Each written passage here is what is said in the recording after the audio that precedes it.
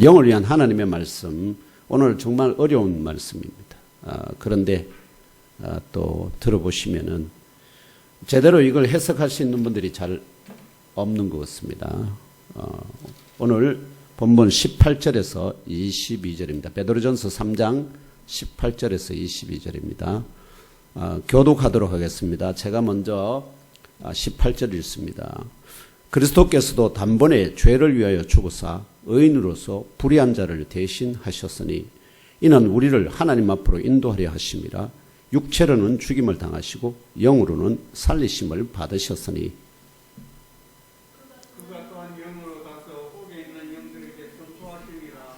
그들은 전에 노아의 날 방주를 준비할 동안 하나님이 오래 참고 기다리실 때에 복종하지 아니하던 자들이라. 방주에서 물로 말미암아 구원을 얻은 자가 몇 명뿐이니 겨우 8명이라. 물론 예수 그리스도께서 부활하신 것 말미암아 이제 너희를 구원하는 편이 곧 세배라. 이는 육체의 더러운 것을 대하여 버림이 아니요 하나님을 향한 선한 양심의 강구이다. 같이 읽겠습니다. 시작. 그는 하늘에 오르사 하나님 우편에 계시니 천사들과 권세들과 능력들이 그에게 복종하느니라. 아멘. 이 본문을 중심으로 노아 방주의 예표와 그 본체 아시죠? 노아 방주와 그 구원의 역사는 하나의 예표입니다. 근데 그 예표의 그 본체가 무엇인지를 이 본문에서 밝혀주고 있습니다. 이런 제목으로 노아 방주의 예표와 그 본체라는 제목으로 하나님의 말씀을 상고하겠습니다. 오늘은 2022년 새해 1월의 마지막 주일이자 또 주현우 제4주 기념주일이고 또 설명절을 앞둔 오늘 여기까지 선하게 인도하여 주셨고 또 이후에도 아낌없이 복과 은혜와 사랑을 부어주시며 영생으로 인도하여 주실 주 하나님께 감사 경배 할렐루야로 그 이름을 송축하며 높여드립시다. 할렐루야! 아멘! 네, 그렇습니다. 할렐루야입니다.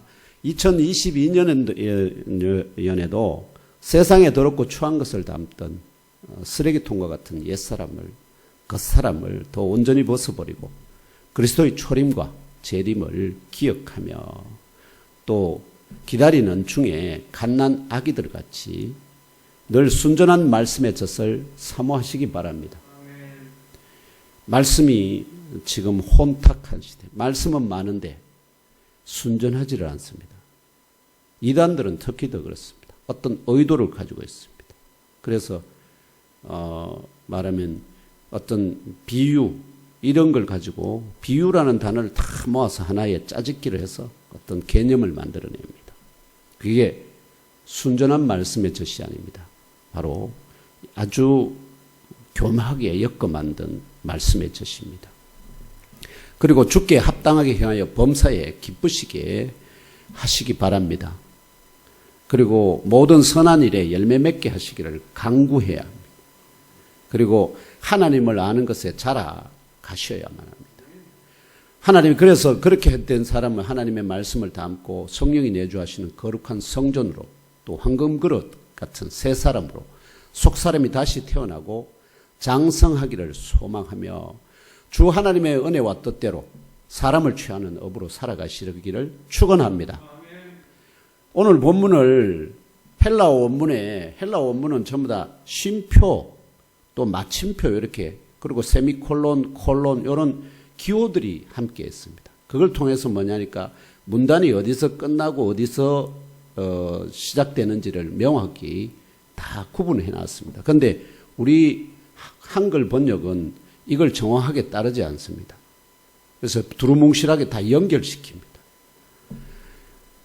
헬라 원문의 그 쉼표와 마침표를 기준하면요. 오늘 본문은 첫째 단락은 18절입니다. 18절을 시작해가지고 마침표가 딱 찍혀 있습니다. 그리고 둘째 단락은 19절로 20절입니다. 이것도 마침표가 딱 찍혀 있습니다. 그리고 마지막 셋째 단락은 21절로 22절입니다. 이게 21절과 22절이 쉼표로 연결돼서 22절에 마침표가 딱 찍혀 있습니다. 그러니까 이대로 번역 그 구분하는 것이 가장 옳은 그 표현입니다. 그래서 이걸 임의로 자르면은 이게 의미가 뒤섞이게 됩니다. 그래서 첫째 단락 18절에서 사도 베드로는 모든 영적 어부들의 본, 히포그람모스라고 제가 말씀드렸다. 본이 되시는 그리스도께서 택한 자들을 취하셔서 하나님에게로 인도하시는 원리에 대해 증언합니다. 어떻게 하나님의 영적인 어부가 하나님에게로 택한 자들을 어떻게요? 인도할 수 있는지, 즉 잡아서 인도할 수 있는지 그 원리에 대해서 어떤 어부여야 하느냐 하는 것에 대해서 제시합니다. 그래서 오늘 함께 나눌 첫째 대지는 그리스도께서 택한 자들을 취하셔서 하나님에게로 인도하시는 원리에 가는 것입니다. 그럼 우리도 영적 어부로 부름을 받았으니 그 원리를 잘 익히고 배워서 그대로 따라 하면은, 예수님 잘 보시죠. 예수님이 처음에 120문도를 취하셨지만 지금 어떻습니까? 10억이 넘지 않습니까? 그런 대성공을 거둬. 그렇다면 우리도 그 성공에 동참하기 위해서는 어떻게 해요? 그 원리를 정확하게 따라야만 한다는 것입니다. 이게 첫째 단락입니다. 그 다음에 첫째 대지입니다. 둘째 단락은 19절에 20절에서 사도 베드로는 십자가 위에 매달려 죽으시는 과정에서 그 몸에서 떠나신 예수의 영이 셋째 날 새벽에 신령한 몸을 입고 부활하시기 전까지, 아시겠죠? 부활하시기 전까지 잠들지 아니하셨을 뿐만 아니라 살리심을 받아서 영적인 세계에서 하나님의 사자로서 공적인 사역을 수행하셨다고 증언합니다. 이해돼? 그러니까 영적인 세계에서 예수께서 무엇을 하셨나 하는 걸 증언합니다. 모든 걸 증언하는 건 아니고 특별히 한 부분에 대해서 증언합니다. 아시죠? 모든 거 아닙니다. 예수께서 많은 영적인 그 영으로서 많은 일을 하셨지만 그 모두를 증언하는 것이 아니라 한 부분에 대해서 중요합니다. 왜냐하면 이게 베드로에게는 중요하기 때문에. 그래서 그러므로 오늘 함께 나눌 둘째 대지는 예수의 몸에서 떠나신 예수의 영이 신령한 몸을 입고 부활하시기 전까지 영적인 세계에서 하나님의 사자로서 행하신 공적인 사역에 관한 것입니다.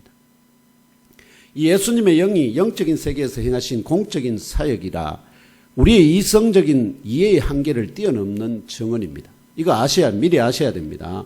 우리의 이성으로 이해하기 어렵다 하는 것입니다.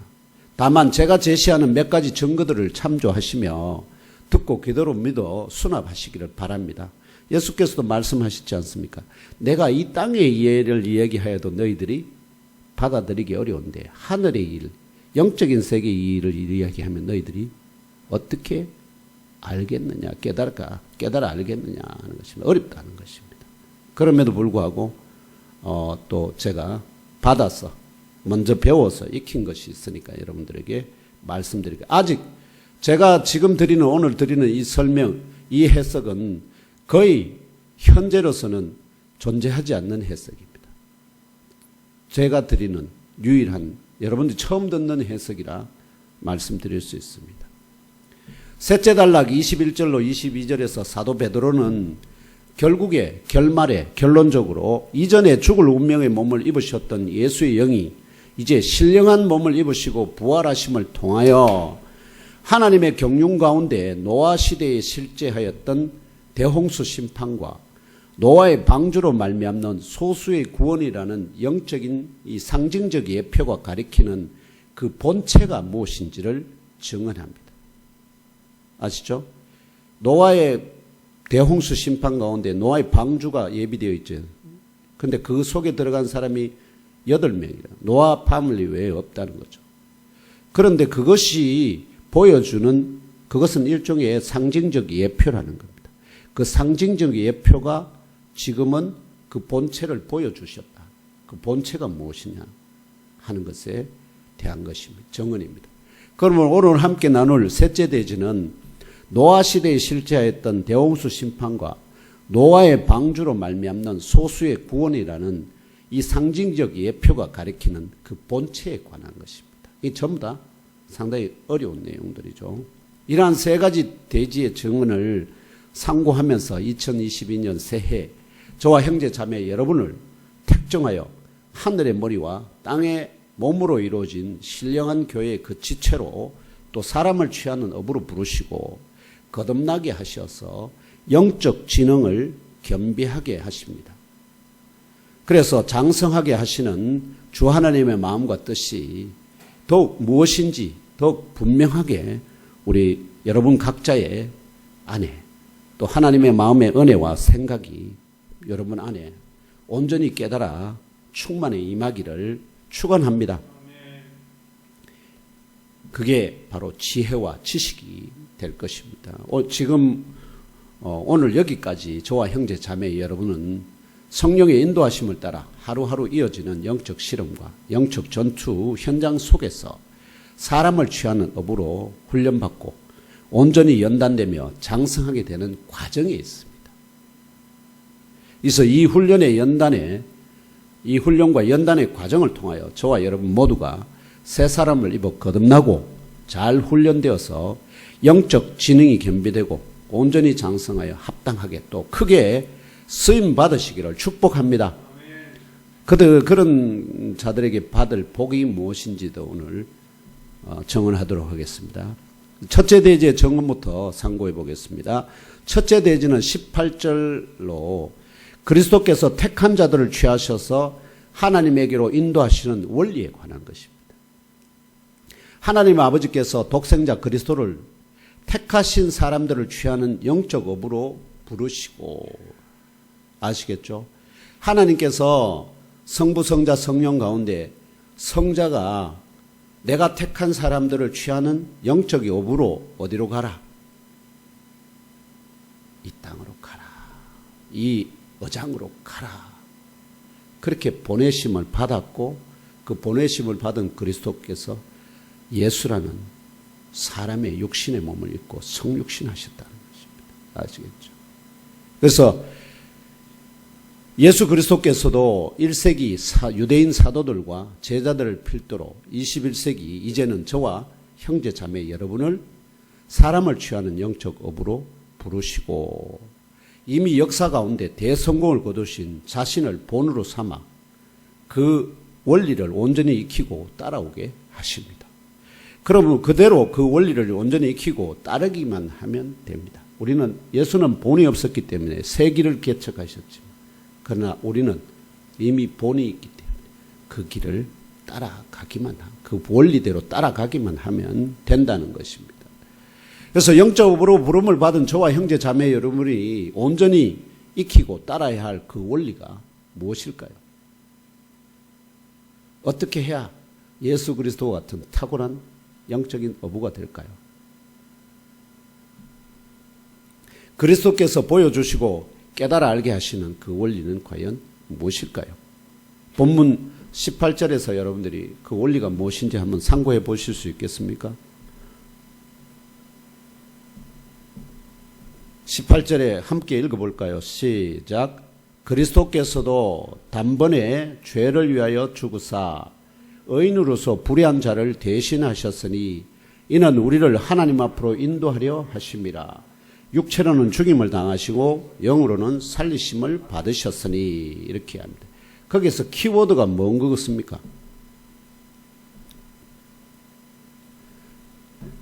결론적으로 말씀드리면 영적 어부는 예수 그리스도처럼 의로워야 합니다.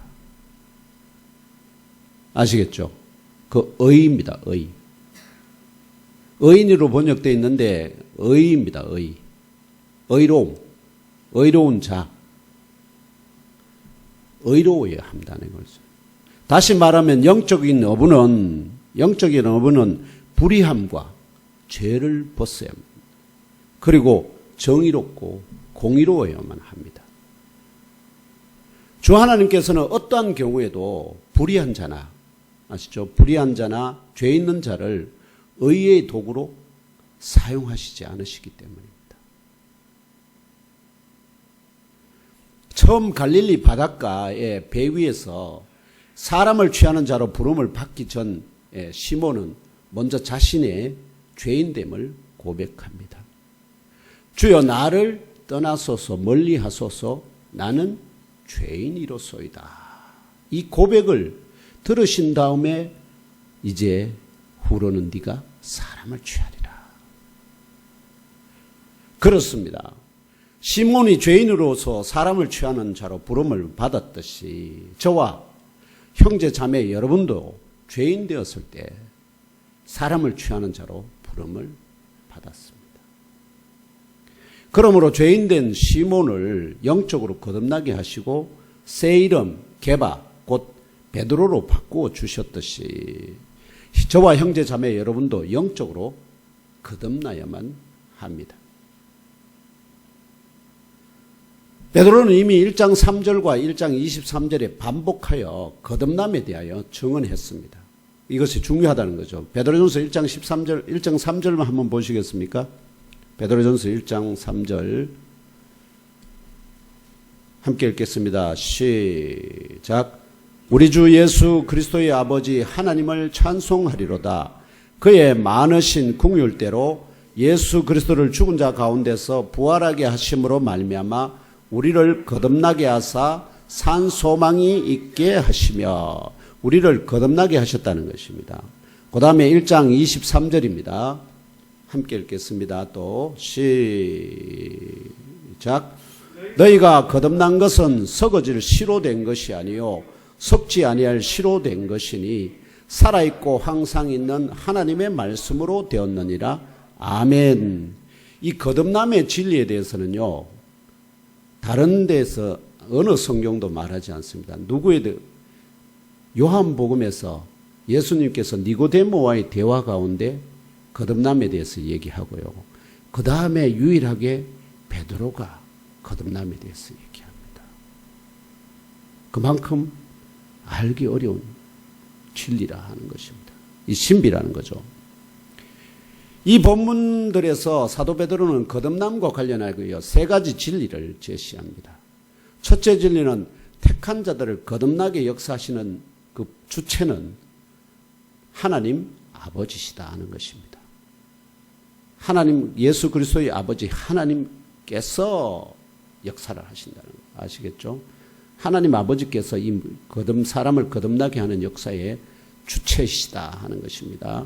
둘째 진리는 하나님 아버지께서 예수 그리스도를 죽은 자 가운데서 부활하게 하심 같이 택한 자들을 거듭나게 하신다는 것입니다. 예수를 죽음에서 살려내신 것처럼 그 택한 자들을 어떻게요? 그 옛사람은 죽고 새사람을 다시 살려낸다는 것입니다. 다시 말하면 예수 그리스도의 죽으심과 부활하게 하심 같이 택한 자들의 속사람이 죽고, 아시죠? 옛사람이 죽고 다시 새사람으로 태어난다는 것입니다. 예수께서는 사람을 살리는 것, 곧 사람이 살아 실존하게 만드는 것은 육이 아니고 영이라고 분명하게 선포하십니다. 요한복음 6장 63절에서 살리는 것은 영이니 육은 무익하니라. 내가 한 말이 너에게 한 말이 곧 영이요 생명이다. 이렇게 말씀하십니다. 사람을 살아있게 만드는 그 본체는 뭐라고요? 육이 아니고 영이라는 것입니다. 영. 그러므로 사람이 거듭나게 되는 것도 뭐죠? 영이 바뀌면은, 아시죠? 영이 바뀌면은 다시 옛사람은 죽고 새사람이 다시 태어나는 것입니다. 그래서 물과 성령으로 거듭난다는 말씀을 하시죠. 그래서 그 사람이 거듭나게 되는 것은 새 영, 곧 거룩한 영을 부음받는 것으로 시작됩니다. 이것이 진리임을 보여주는 사건이 바로 오순절 성령 강림 사건이죠. 그래서 오순절 성령 강림이 임함으로 해서 사람들이 어떻게 됐죠? 완전히 새로운 사람으로 다시 태어나지 않습니까? 예수께서도 요한복음 3장 5절에서 니고데모에게 성령으로 거듭나는 진리를 증언하셨습니다. 진실로 진실로 내게 이르노니 사람이 물과 성령으로 거듭나지 아니하면 하나님의 나라에 들어갈 수 없느니라.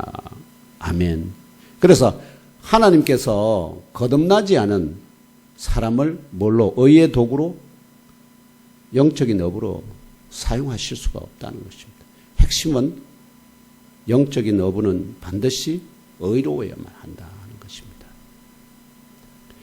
그렇다면 새 영을 부음 받을 때, 그럼 새 영을 부음 받지 않습니까? 받을 때 그러면 옛 영, 원래 있던 영과 새 영 사이의 관계는 어떻게 될까요? 완전히 교체될까요? 사도 베드로는 4장 14절에 다음 4장 14절에 하나님의 영이 그 사람 속에 있다 안 하고 그 사람 위에 계신다는 말로 표현합니다. 예수께서도 세례를 받으시고 물에서 올라오실 때 하나님의 영이 어디에 계십니까? 그분 안에 있습니까? 아니면 그분 어깨에 있습니까? 그분 속에, 아니면 그분 머리 위에 있습니까?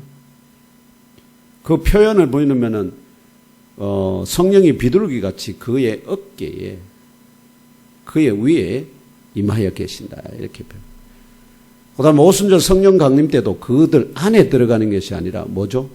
그들 머리 위에 하나씩 각자 임하여 있다 하는 것입니다. 그런데 그게 거듭나게 하는 표시라 하는 거죠. 성령이 임하는 표시라는 것입니다. 그래서 베드로 4장 14절에 너희가 그리스도의 이름으로 치욕을 당하면 복 있는 자로다. 영광의 영 곧 하나님의 영이 너희 위에 계심이라. 아시죠? 이 위에라는 말의 표현은 여러 가지가 있어요. 위치적으로 위에가 있을 수 있고요. 그 다음에 영적으로 지배자는 위에 있는 자 아닙니까? 그래서 하나님의 영이 거듭난 사람 위에 곧 옛 영을 견인하시는 것으로 이해하는 듯 합니다. 위에서 그 영을 어떻게요? 견인하는, 지배하고 견인을 이끌어 간다는 것입니다. 이게 현재까지 베드로서에서만 우리가 이해할 수 있는 내용들입니다. 아시겠죠? 영이 어떻게 그 부음 받는다는 것이 어떤 의미인지. 마지막 셋째 진리는 택한 자들로 거듭나게 하는 실제적 역사는 썩지 아니할 시와 같은 살아있고 항상 있는, 항상 실존하는 하나님의 로고스로 된다는 것입니다. 하나님의 로고스. 그 하나님의 말씀, 아까 1장 23절에 거듭난 것이 뭘로? 하나님의 말씀으로 되어 있는데 그 말씀이라는 헬라 원어가 로고스입니다.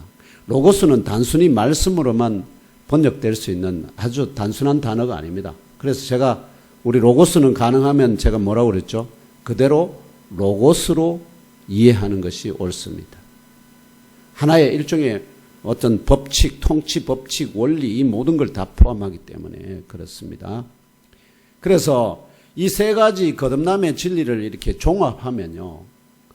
영원히 썩지 아니할 시와 같은 살아있고 항상 실존하시는 하나님의 로고스가 택한 자들을 사람을 취하는 업으로 부르시고 먼저 로고스가 부릅니다.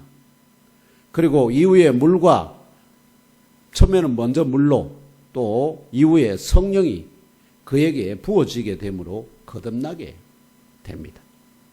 이 새 영이 거듭난 사람 위에 있어 옛 영을 견인하는 듯합니다. 이 모든 역사를 하나님 아버지께서 주관하십니다. 이렇게 된 것을 거듭났다고 표현합니다. 그렇다면 옛 영을 완전히 제거해버릴까요?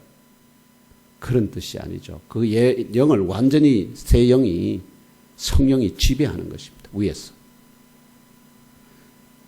이러한 원리를 따라서 의로운 영적 어부의 본이신 그리스도께서 불의한 자들을 대신하여 그들의 죄들에 대하여 참으로 한 번 죽채로 죽임을 당하시는 고난을 받으셨을 뿐만 아니라 영으로 살리심을 받으심으로 택한 자들을 하나님께로 인도하시게 되었다고 사도 베드로가 18절에서 증언하고 있는 것입니다. 즉 의로우신 영적 어부 되시는 그리스도께서 그 죽으심과 대속의 죽으심과 살리심을 통해서 어떻게 해요? 사람들을 하나님 아버지께로 인도해들은 가신다 하는 것입니다. 결국은 똑같이 마찬가지죠. 의롭게 된 영적인 어부들을 어떻게 해요? 그들의 삶과 죽음, 부활을 통해서 뭘 하죠? 뭐 한다는 거죠? 다른 어부들, 다른 사람들도 하나님 아버지께로 인도해 가신다 하는 것입니다. 그래서 그런 영적인 어부의 가장 중요한 성품이 뭐라고요? 의로움입니다. 의로운 영적 어부만이 이 의의 역사에, 선한 역사에 쓰임을 받을 수 있다 하는 것입니다. 결과적으로 그러면 생각해 보시면 알겠지만 하나님의 로고스로부터 사람을 취하는 영적 어부로 부르심을 받은 저와 형제 자매 여러분 가운데 물의 부으심은 이미 다 받았지 않습니까? 물의 부으심은 다 받았죠. 확실하지 않습니까? 물의 부으심은 다 받았잖아요. 그럼에도 불구하고 오순절 성령 강림 이전에 시몬과 제자들처럼 아시죠? 아직 성령의 부으심을 받지 못함으로 온전히 거듭나지 못한 채 예수 그리스도를 따라가는 지체들도 있을 수 있다는 사실을 깨달아 알 수 있습니다. 이해되시죠? 물과 성령이 한 번에 주어지는 것은 누구에게만? 원래부터 의로우셨던 그리스도에게만 물과 성령이 한 번에 주어졌고요. 나머지 저도 마찬가지로 제가 확실하게 기억하는 것은 제가 영세를 받은 것은 대학 다닐 때였고, 그러나 제가 성령의 거듭남을 완전히 체험하게 된 것은 영국 유학 갔었거든요. 그러면 20대에 물세례를 받고, 아시죠? 20대에 물세례를 받고 30대 중반이 되었어야 뭘 받았다는 거죠? 영적 성령 세례를 받았다는 것입니다. 그러니까 그 사이에 뭐가 있다는 거죠? 갭이 있다는 거죠. 마찬가지로 베드로도 영적 어부로 부름을 받았지만 어떻게요?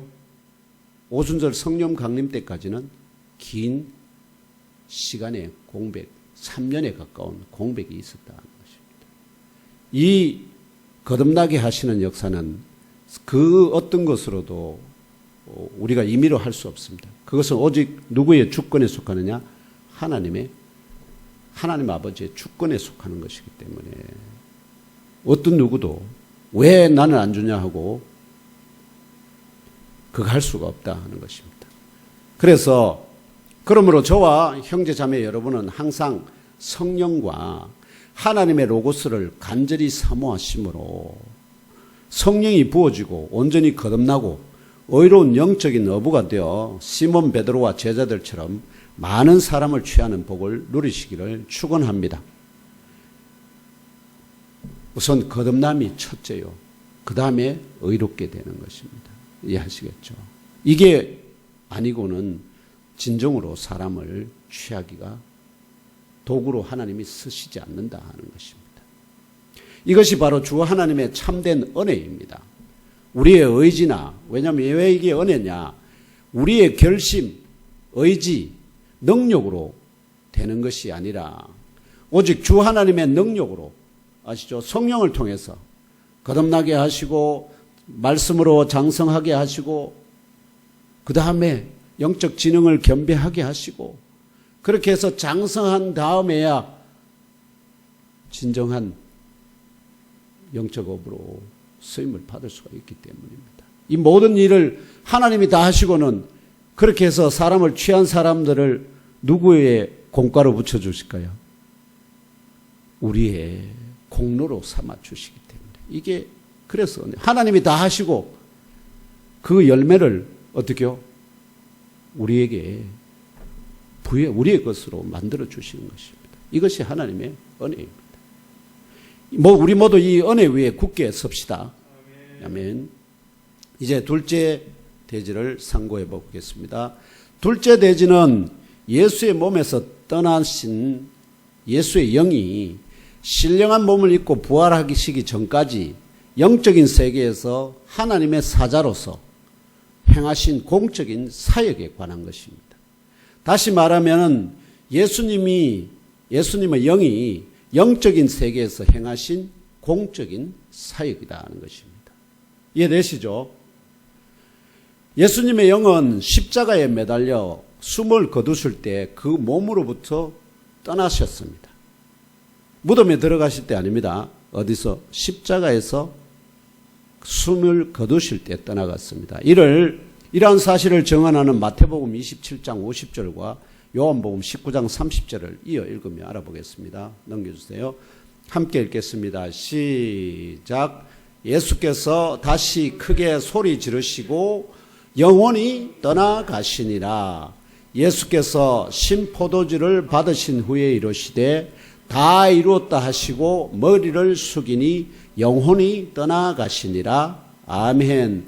여기 영혼으로 번역된 단어들이 전부 다 헬라어 원어가 푸뉴마입니다. 푸뉴마. 푸시케가 아닙니다. 푸뉴마입니다. 예수님의 몸에서 영어 번역은 일관되게 아시겠죠? 거의 일관됩니다. 예외가 몇 번 없습니다. 일관되게 푸시케는 소울로 혹은 라이프로, 그러나 푸뉴마는 반드시 스피릿으로 번역합니다. 스피릿으로. 제가 여기서 지금 연구하고 있는 내용을 잠깐 여러분들에게만 잠깐 힌트를 보여드리면, 이게 헬라어 킹제임스 버전 영어 그리고 우리 개역 개정입니다. 여기 보시면 이 푸뉴마입니다. 신약 성경에 푸뉴마는 총 380회가 사용됩니다. 이 380회 중에서 스피릿으로 287회가 번역됐습니다. 그리고 고스트로 91회. 고스트는 귀신이라 생각하시면 됩니다. 고스트. 그리고 라이프로 1회. 생명, 윈드, 바람으로 1회. 원래 푸뉴마의 원 기원은 바람입니다. 그렇기 때문에 그럼에도 불구하고 이게 한 번 사용됐고요. 그 외 나머지는 다 스피릿입니다. 스피릿 혹은 고스트. 귀신도 영이기 때문에 고스트나 스피릿은 같은 의미라고 생각하십니다. 그러면 거의 99% 이상이 다 뭐라고 번역된다는 거죠? 스피릿으로 번역된다는 것입니다. 이게 일관됩니다. 왜 고스트로 번역되는지는 뒤에 좀 이따 다시 말씀드릴게요. 그래서 근데 우리 영어 이제 스피릿이나 고스트로 라이프 번역된 것들을 우리말로 번역하는 순간에 이게 정말 정신이 없습니다. 너무나 혼돈스럽습니다. 상황에만 다 다르게 해서 그 성령, 영, 귀신, 심령, 마음, 성심 또는 심령, 신령, 기운, 중심, 작정, 바람, 일관성이 없습니다. 아시겠죠? 그래서 기준이 없다는 거예요. 정확하게. 거기다가 푸시케를 영어는 이 총 신약 성경에서 103회 사용됩니다. 103회. 소울로 53회. 절반 좀 넘죠. 라이프가 41회.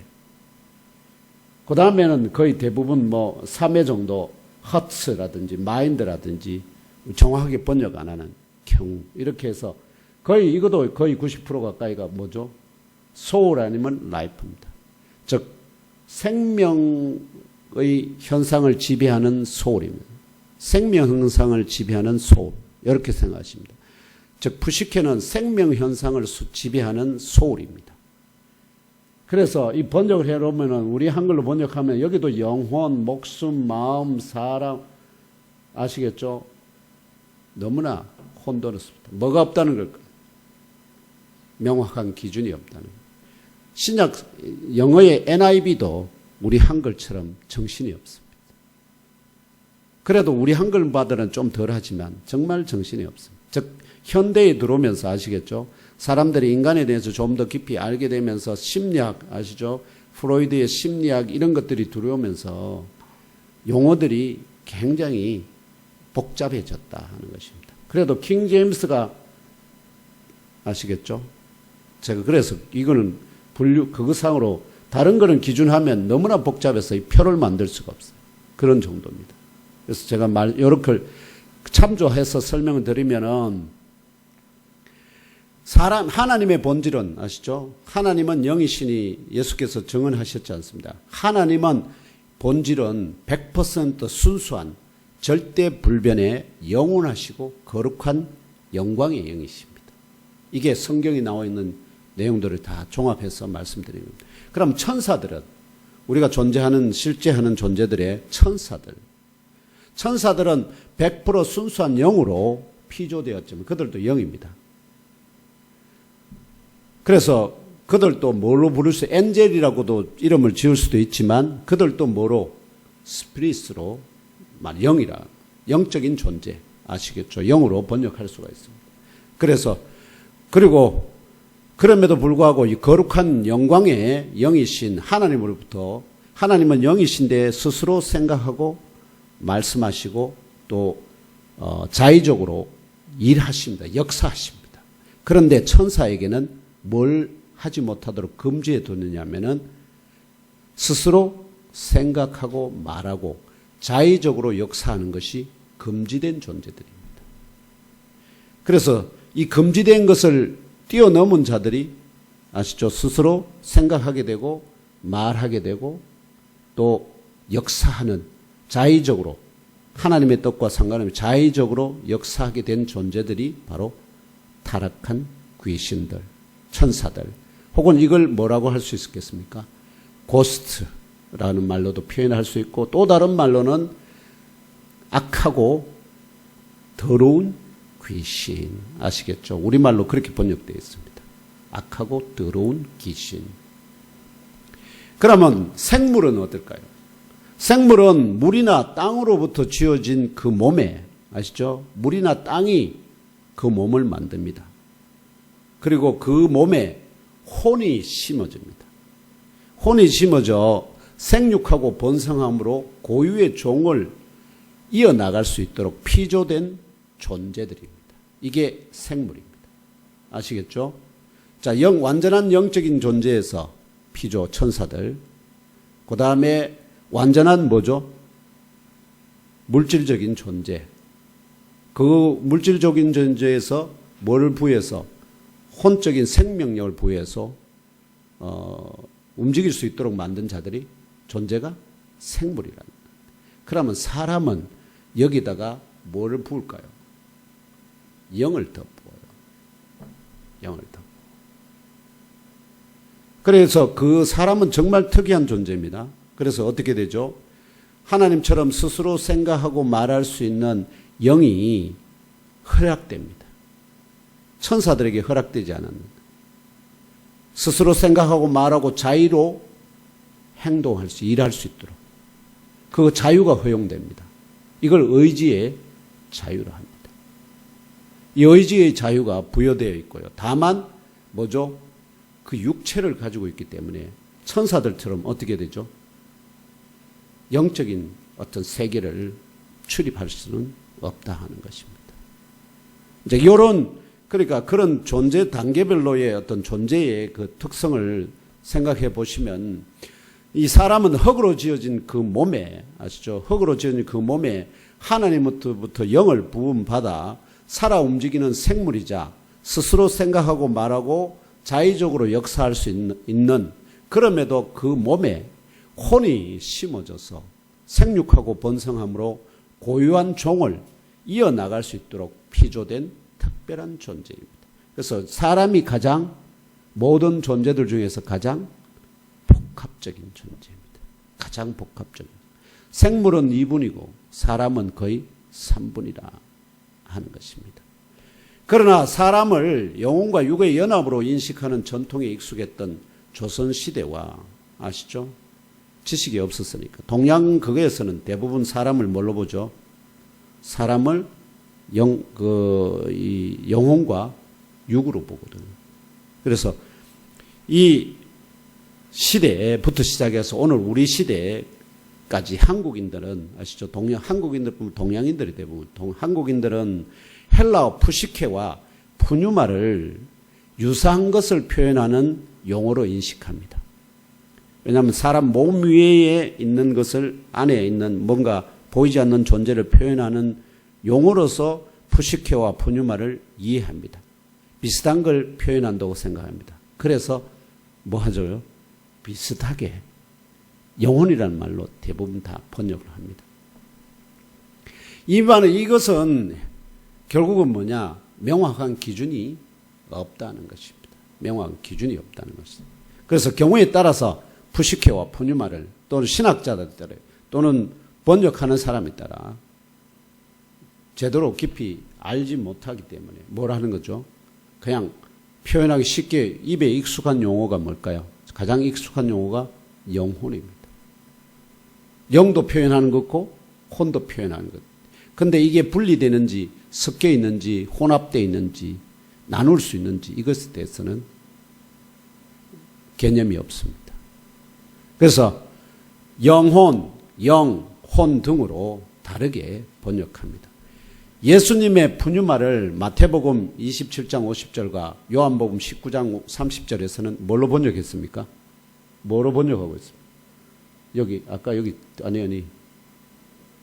지금 뭘로 번역하고 있습니까? 영혼으로 번역하고 있지 않습니까? 영혼으로. 그런데 오늘 본문 베드로전서 3장 18절 19절에서는 뭘로 번역합니까? 같은 푸뉴마입니다. 뭘로 번역하나요?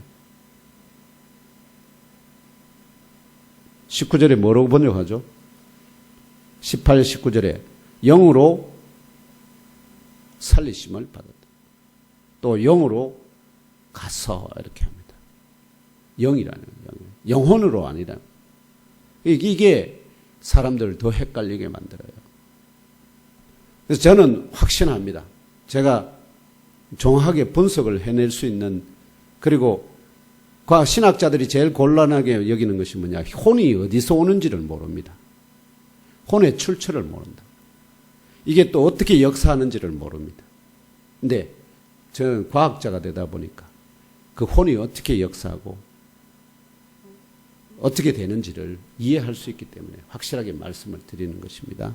아무튼 십자가에 매달려 죽으실 때 참으로 진짜로 죽으실 때 예수님의 영이 그 몸에서 떠나셨습니다. 여기 증거하듯이 이렇게 그 몸을 떠난 예수님의 영은 어떻게 되었을까요? 보통 사람들은 지금 뭐라고 이야기하죠? 사람이 죽으면 어떻게 된다? 그 영이 어떻게 된다고 그러죠? 영혼이 잠자든지 뭐 어디 무적이 아니면은 수월에 내려가든지 어딘가에 내려가서 뭐 있다고 생각하지 않습니까? 그런데 베드로는 그렇지 않다는 겁니다. 보통 사람들이 생각한 것과 다르다는 거예요. 누구의? 첫째, 그 본을 누구를 보여주십니까? 예수의 영을 통해서 보여주시는 것입니다. 그럼 예수님의 영은만 그렇고 다른 사람의 영은 그렇지 않을까요? 문제는 예수님의 영과 같은 영의 상태가 되어 있다. 어떤 영이죠? 의로운 영적인 어부. 이 상태를 말하는 겁니다. 이 물음에 관련하여 오늘 본문 19절로 20절은 다음과 같이 정언합니다. 첫째, 예수님의 영은 잠들어 계시지 않고 살리심을 받아서 영적 세계를 자유롭게 다니시며 복된 소식을 전파하시는 영의 사신이 되셨습니다. 이런 뜻입니다. 이해되시죠? 영의 사신이, 영의 세계를 자유롭게 다니시는 영의 사신이 되셨다는 것입니다. 둘째, 그러니까 이 육체를 입었을 때는 이 땅에서 복음을 전하는 사신이 되셨고 어부가 되셨고 영의 세계에서는 어떻게요? 영으로 어부의 그런 역할을 사신의 역할을 하신다는 것입니다. 그러니까 예수께서는 죽으나 사나 항상 뭐죠? 하나님의 사신으로서 역사하시고 계셨다 하는 것입니다. 둘째, 예수님의 영은 특별히 영적 세계에 실존하는 오간에 있는 영들에게도 가서 자신의 승리, 저는 승리 소식을, 곧 복된 소식을 전파, 복음이라는 것이 복된 소식입니다. 승리의 소식입니다. 복음의 원래 유앙겔리오라는 말의 원뜻이 무엇인지 제가 설명드릴까요? 첫 번째, 그 당시에 왕족 가운데, 왕족에서 후계자가 태어났을 때, 또는 공주가 태어났을 때, 뭐 합니까? 전국에도 방을 보냅니다. 유앙겔리오, 복된 소식입니다. 복음이 납니다. 왕가의 후손이 태어났습니다. 하고 전하는 게 이게 복음입니다. 아시죠? 왕통을 이어받을 그 후계자가 났다는 것입니다. 두 번째, 이 후계자가 장성하여서 이제 그 왕위를 이어받을 때가 되어서 그 왕위를 이어받을 위한 결전에 전쟁에 나갑니다. 그래서 그 전쟁에서 승리했을 때, 아시죠? 죽어버리면 왕통을 잊지 못합니다. 근데 그 전쟁에서 승리했을 때, 그래서 자기 백성들에게 그 승리의 소식을 전할 때 유앙겔리오 합니다. 복된 소식입니다. 우리의 다음 왕 되실 왕께서 뭘 하셨다고요? 전쟁에 승리했습니다. 이 소식을 전하는 게 복음입니다. 이 두 개의 소식. 이처럼 승리의 소식 아시겠죠? 이 세상에 나셨을 때의 승리의 소식뿐만 아니라 전쟁에서 승리한 소식을 전하는 것이 복음입니다. 그래서 이 승리의 소식을 어떻게 해요? 그 옥에 있는 영들에게 가서 내가 승리했다 하고 선포하셨다. 이해되십니까? 그 얘기를 하는 겁니다. 베드로가. 사도 베드로는 이 영적 세계에 실존하는 옥 안에 있는 영들의 정체에 대한 힌트를 하나 주십니다. 힌트를 하나 주는데 그것이 바로 뭐냐? 노아 대홍수 심판의 경고에서부터 아주 경고하시지 않습니까? 그래서 120년 전에 경고하셨고 경고로부터 심판이 이루어질 때까지 물심판이 완전히 이루어질 때까지 하나님이 오래 참고 기다리시고 돌이키도록 기다리셨는데도 불구하고 불순종한 자들이었음을 제시합니다. 그들은 거기 나오시죠. 20절에 한번 읽어볼까요? 같이 시작. 그들은 전에 노아의 날 방주를 준비할 동안 하나님이 오래 참고 기다리실 때에 복종하지 아니하던 자들이라. 방주에서 물로 말미암아 구원을 얻은 자가 몇 명뿐이니 겨우 8명이라. 아멘. 자, 그러면은 이 옥에 갇힌 영들의 정체를 여러분들이 이해해야 되지 않겠습니까? 이게 가장 신비입니다. 제가 참조하는 존 메가다라는 아주 탁월한 신학자가 있는데 이분이 자기 주석서에서 써놨습니다. 신약 성경에서 본문에서 가장 해석하기 어려운 것 중에 하나가 18절에서 베드로전서 3장 18절에서 22절이라고. 요한계시록보다 거의 버금갈 정도로 어려우네요. 근데 어디에 어려움이 있느냐? 바로 이 옥 안에 있는 영들의 정체를 모른다는 거죠. 그 정체를 이해할 수가 없다는 것입니다. 그래서 그들이 끝까지 하지 않았다는 거죠. 끝까지 순종하지 않았던 자들이라는 것이 자들의 영이겠죠. 그러면은 이어서 이러한 노아 대심판, 대홍수 심판에서 방주로 말미암아 구원을 얻은 사람은 겨우 8명에 지나지 않았다는 사실을 상기시킵니다. 왜 8명밖에 구원받지 못했다고 생각할까요? 사람들이 구원받지 못하도록 누군가가 미혹하거나 전부 다 아니면은 강압하거나 강제하거나 해서 하지 못하도록 하나님께로 돌이키지 못하도록 막았다 하는 것을 생각해 볼 수 있죠. 자, 다시 말씀드리면 노아 시대에는 이 영들의 방해로 아시겠죠? 이 영들의 방해로 대부분의 사람들이 구원을 받지 못하고 죽임을 당했지만 그러나 이제는 예수 그리스도의 육체로 죽으심과 영으로 살리심을 통하여 수를 헤아릴 수 없는 사람들이 구원받게 되었다는 복된 소식을 이 영들에게 가서 전파하는 거죠. 너희들이 그렇게 해서 8명밖에 못 구했잖아. 그러나 나는 어떻게 해요? 나는 죽고 살았어. 이제는 어떻게 해요? 수를 헤아릴 수 없는 사람들을 구원하게 되었다 하고 그들에게 내가 승리했다 하고 선포하는 것입니다. 이해되시나요? 그래서 8명이라는 얘기를 하는 겁니다. 소수. 그렇다면 이 영적 세계의 감옥 안에 있는 영들은 물심판 때 죽음을 당한 노아시대 사람들의 영들 가운데 그 사람들의 영이 아닙니다. 그럼 누굴까요? 이 영들 가운데 노아시대 당시에 사람들을 선동하여 하나님을 대적하거나 배척하게 만들었던 특별한 존재들의 영들을 가리킵니다. 그래서 여기서 존 메가더 같은 신학자, 대부분 신학자들은 일부는 사람의 영이라고 이야기하고 나머지는 이 사람들을 미혹하게 했을 천사들의 영이라 이렇게 봅니다. 그러나 둘 다 아닐 수 있습니다. 제3의 영들이 있습니다. 어떤 자들의 영일까요? 이들의 역사를 증언하는 창세기 6장 1절에서 4절을 읽으며 알아보겠습니다. 시작. 사람이 땅 위에 번성하기 시작할 때에 그들에게서 딸들이 나니 하나님의 아들들이 사람의 딸들의 아름다움을 보고 자기들이 좋아하는 모든 여자를 아내로 삼는지라. 여호와께서 이르시되 나의 영이 영원히 사람과 함께 하지 아니하리니 이는 그들이 육신이 됨이라. 그러나 그들의 날은 120년이 되리라 하시니라.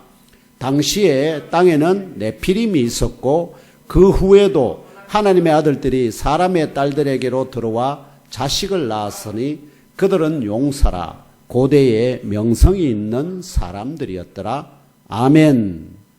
여기 나오는 네피림이라는 단어 아시죠? 이 네피림이라는 말은 거인을 의미합니다. 상상을 초월하게 큽니다. 키가 보통 3m 아시겠죠? 우리하고는 다윗이 만났던 아시죠? 바로 블레셋의 장군 골리앗. 거의 키가 거의 3m에 해당되거든요. 거인들입니다. 바로 이 네피림은 거인들입니다. 그럼 이 종족은 어디서 왔느냐? 이 네피림이란 말은 거인을 의미하는데 그 어원은 떨어지다 혹은 던져지다라는 나팔이라는 히브리어 동사에서 유래되었습니다. 이게 무슨 말이냐? 바로 하늘에서 떨어진 혹은 던져진 타락한 천사들, 곧 하나님의 아들들. 이들이 여기서 말하는 하나님의 아들들이 바로 이 타락한 천사들. 이 타락한 천사들이 사람의 딸들에게로 들어와 낳은 자식들이 바로 네피림들입니다. 이 네피림들이 사람을 선동하여 노아와 그 가족을 제외한 모든 사람들로 하여금 하나님을 등지거나 대적하게 만들었을 뿐만 아니라 그 자신들도 끝까지 돌이키지 않았던 것입니다. 그렇다면 잘 생각해 보세요. 그러면은 이 네피림들은 사람들의 아버지, 보통 사람들은 사람들의 아버지가 누굽니까?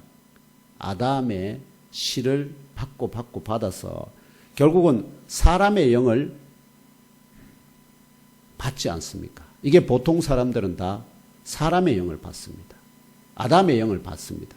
그런데 즉 그 아버지의 영을 받는단 말입니다. 그러면은 사람의 딸들에게 들어간 이 천사들이 그 딸들에게 잉태케 하면은 그 아버지가 누가 되게 되죠? 타락한 천사들이. 이 타락한 천사들의 영이 어디로 들어갈까요? 이 자식들의 영에 들어가는 거예요. 그래서 뭐가 된다고요? 특별한 존재들이 된다는 것입니다. 특별한 존재. 그들을 구별해서 이름을 붙여준 것이 바로 네피림입니다. 그렇다면 이 네피림들의 영은 누구의 영을 받았다고요? 타락한 천사들의 영을 받았기 때문에 본질적으로 아시죠? 하나님을 대적하는 존재들입니다. 그래서 그들은 어떠한 상황에서도 뭐 하지 않는다고요? 회개하거나 돌이키지 않는다는 것입니다. 그래서 그들이 물심판 때 함께 사람으로는 그들을 이길 자가 없습니다.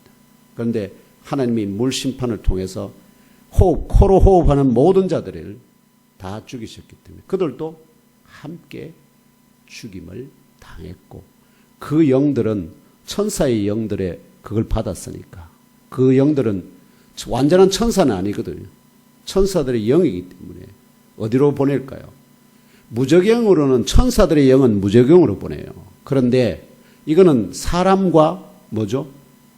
사람과 천사들 사이에 또 애매한 영 아닙니까? 왜 사람으로부터 천사로부터 나왔기 때문에. 그래서 그들은 어디에 가둔다? 영적 세계에 있는 특별한 여기 감옥. 통상 사람은 야곱이 요셉을 잃어버렸을 때 그 아들들에게 하는 말이 있지 않습니까? 내가 수올로 내려가리라. 수올. 마치 이 수올과 같은 감옥에 가두게 되었다. 그들에게 가서 예수께서 너희들이 과거에 노아 시대에는 너희들이 역사에서 수많은 사람들을 다 미혹해서 어떻게요? 모두 다 단 8명을 빼고는 모든 인생들을 다 죽음으로 몰아넣었지만 그러나 이제 내가 죽고 다시 살았어. 부활해서. 또 죽고 영으로 이제 죽음으로 말미암아서 어떻게요? 수를 헤아릴 수 없는 너희들이 이제는 아무리 방해해도 하나님의 역사는 반드시 이루어진다. 구원의 역사는 이제 더 편만하게 이루어지게 되었다고 뭐 한다는 거죠? 그 승리의 소식을 그들에게 전파했다. 이해되십니까? 이해 안 될 내용이 결코 아닙니다. 그런데 그렇다면 이 헬라 신화에 나오는 아시죠? 헬라 신화에 나오면은 제우스나 이 신들이 누구에게 들어가죠? 여인들에게 들어가서 특별한 존재를 낳지 않습니다. 그 이야기의 본이 어딜까요? 바로 창세기 이 네피림 사건들에서 나오는 얘기들입니다. 그게 그리스에 가서 뭐가 된다는 거죠? 그들의 신화로. 그래서 그 천사들이 그런 소리에 미혹작을 당하는 아시죠? 이런 인간들을 선택해서 거기에서 뭐들이 나오냐? 희한한 책들이 나온다. 신들의 계보, 아시죠? 오디시오스, 오디세이오스 이런 정말 역사의 주옥 같은 그 책들이 나오는 겁니다. 그 근본이 거기에 있다. 그래서 그들은 신이 아니고 뭐라는 거죠? 타락한 천사들입니다. 그래서 타락한 천사들이 자신을 뭐로? 신으로 숭배하도록 그리스인 사람들을 미혹한 것이죠. 아무튼 이게 제가 이해한 바 아시겠죠? 이 옥에 갇힌 사람들의 영은 바로 이 네피림의 영들입니다. 타락한 천사들은 요한복음에 계시록에 의하면 더 깊고 무거운 무저경입니다. 이 옥이 아니고 옥은 바닥에 있어야 옥입니다. 근데 이 타락한 천사는 무저경입니다. 끝이 없습니다. 아무리 내려가도 아시죠? 어둡고 바닥이 없는 무한히 깊은 곳에 가두기 때문에. 왜냐하면 그만큼 그들은 능력이 남다르기 때문에. 그래서 그 위에다가 주께서 어떻게요? 문을 하고 하나님의 특별한 열쇠로 채우지 않으면 그들은 튀어나올 수 있는 존재들이기 때문에.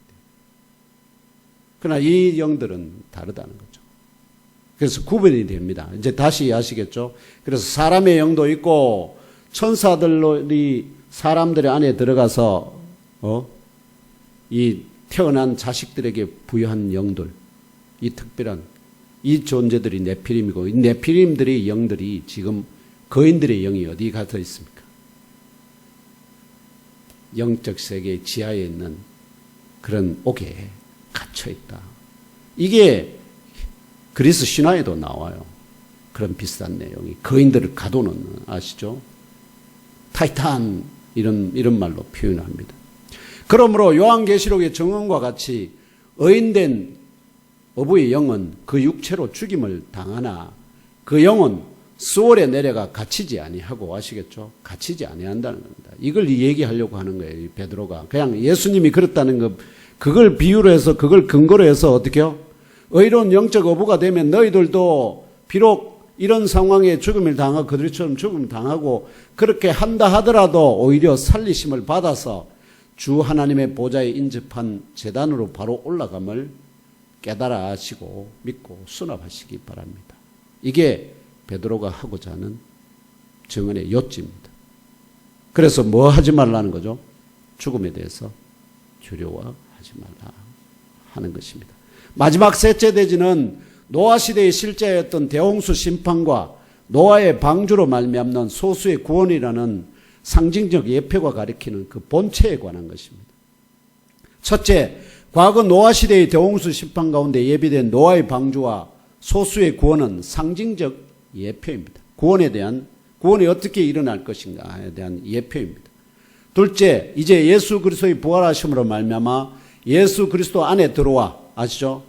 예수 그리스도 안에 들어와서 그분과 한 몸이 되는 영적 세례, 이걸 영적 세례라고 합니다.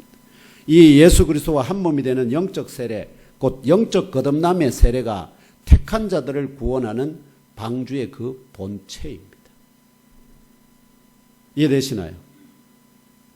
방주 안에 들어간 자들이 살았지 않습니까? 그런데 예수 그리스도와 안에 들어가야 돼요.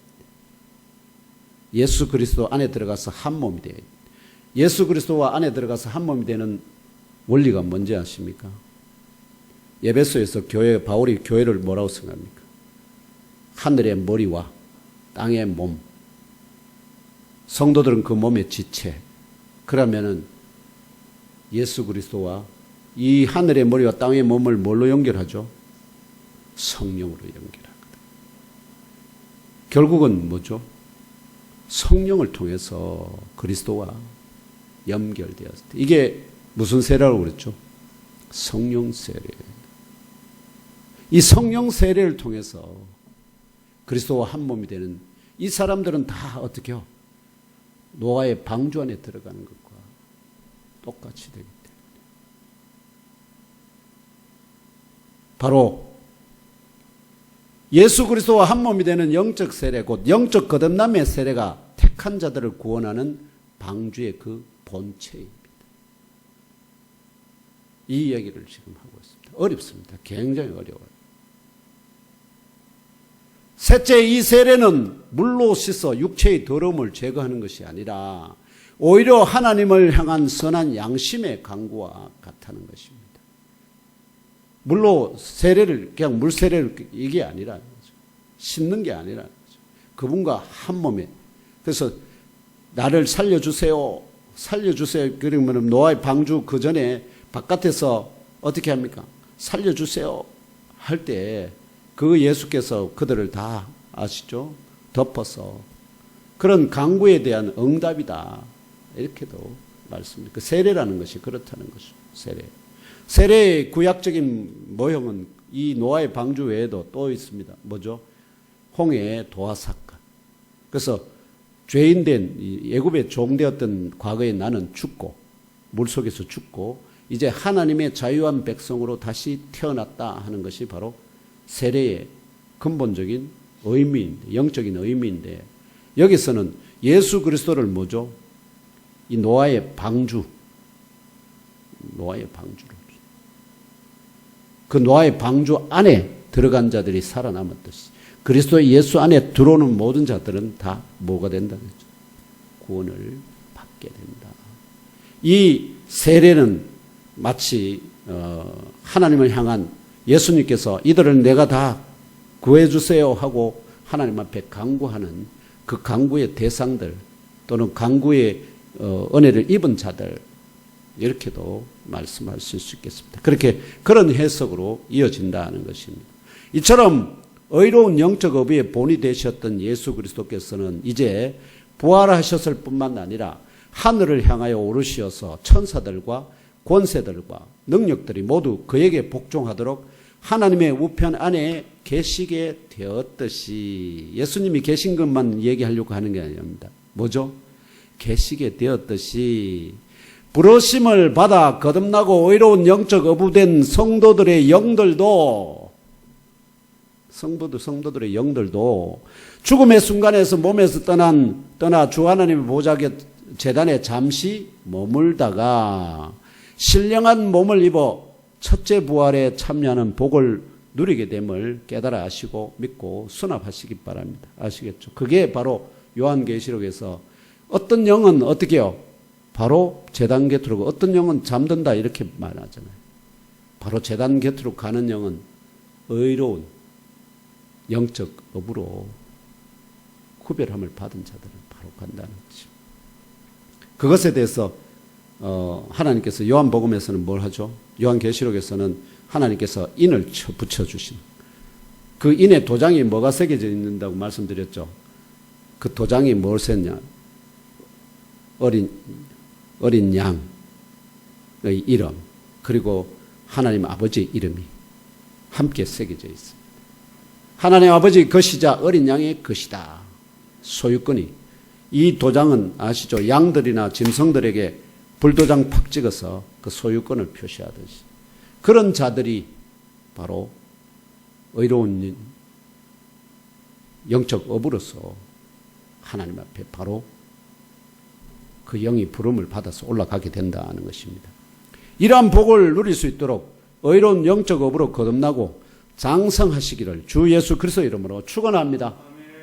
결론적으로 세상에 더럽고 추한 것을 담듯 취하던 사형수의 죄인된 나를 살려주시고 거듭나게 하사 하나님의 집을 섬기는 종으로 또 여러분처럼 일꾼으로 부르신 주 하나님의 마음과 뜻을 따라 우리가 의로운 영적 어부가 되면 아시죠? 의로운 영적 어부가 되면 이처럼 의로운 영적 어부의 본이 되셨던 예수 그리스도께서는 이제 부활하셨을 뿐만 아니라 하늘을 향하여 오르셔서 천사들과 원세들과 능력들이 모두 그에게 복종하도록 하나님 우편에 계시게 되었듯이 죽음의 순간에 몸을 떠나 주 하나님의 보좌 곁 제단에 잠시 머물다가 신령한 몸을 입어 첫째 부활에 참여하는 복뿐만 아니라 아시죠? 첫째 부활에 참여하는 복뿐만 아니라 천사들과 권세들과 능력들이 모두 우리에게 복종하는 복도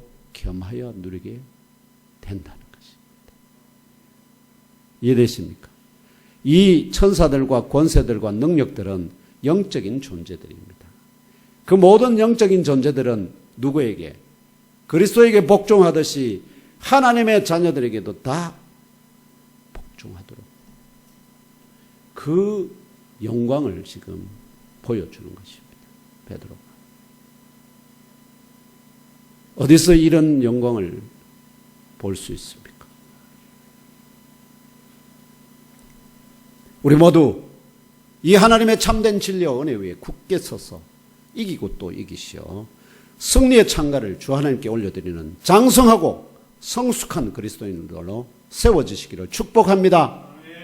그런 가운데 환난과 박해의 영적 바람이 불더라도 또 선을 행하는 중에 당하는 고난이라도 욕을 욕으로 악을 악으로 갚지 말고 원수를 향해서도 오히려 복을 빌어주므로 하나님이 예비하신 한 사람이라도 낚아 주 하나님께 올려드리는 충성된 업으로 쓰임받으시기를 주 예수 그리스도의 이름으로 축복합니다.